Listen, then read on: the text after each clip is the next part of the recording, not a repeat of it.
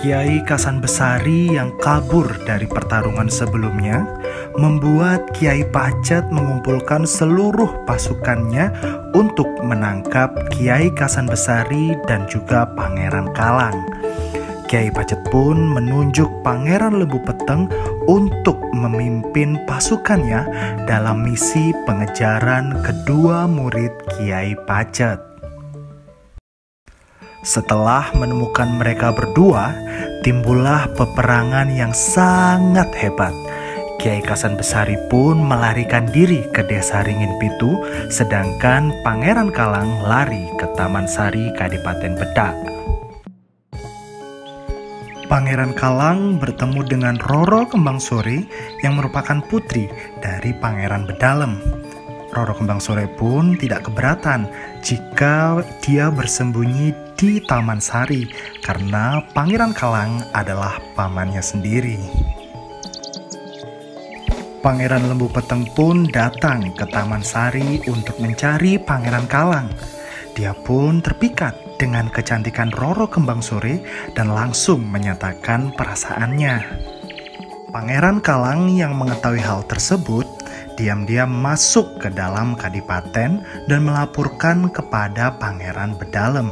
Dia pun sangat marah dan langsung mengejar Pangeran Lembu Peteng dan Roro Kembang Sore. Sementara itu, Kiai Kasanbesari menemui kakaknya yaitu Kiai Becak untuk meminjam pusaka tombak Korowelang. Akan tetapi tidak diizinkan karena Kiai Becak tahu niat jahat adiknya dan terjadilah peperangan di antara mereka. Kedua anak Kiai Becak yang bernama Bangun Tolak dan Dadap Tolak terkejut melihat ayahnya terbunuh. Mereka yakin bahwa pelakunya adalah pamannya sendiri.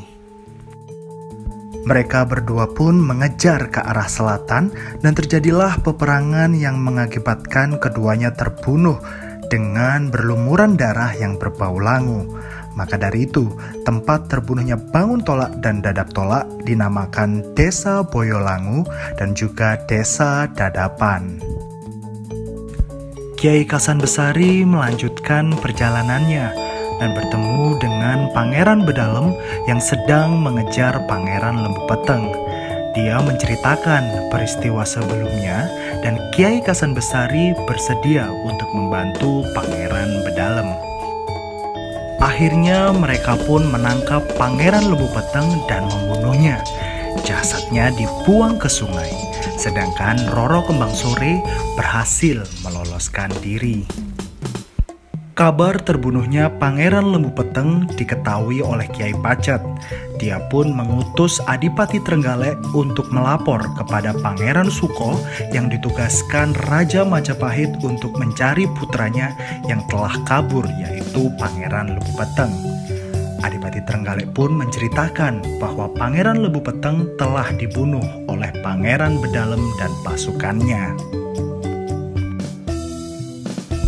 Mereka berdua pun mencari jasad Pangeran Lembu Peteng di sungai, namun jasadnya tidak dapat ditemukan.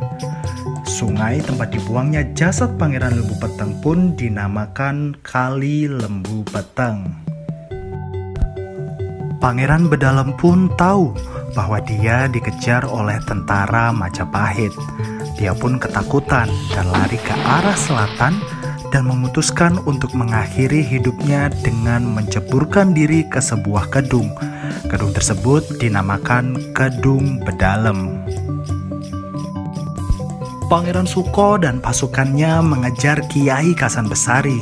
Namun Pangeran Suko pun terbunuh dan masuk ke dalam sebuah kedung. Kedung tersebut dinamakan Desa Kedung Suko. Akhirnya Kiai Kasanbesari pun berhasil dikalahkan di Desa Tunggul oleh perwira Mada dari Majapahit.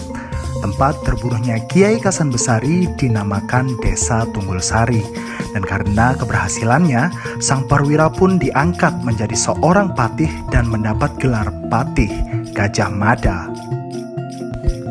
Begitulah akhir kisah perjalanan Pangeran Lembu Peteng. Sampai berjumpa di cerita Babat Tulungagung selanjutnya.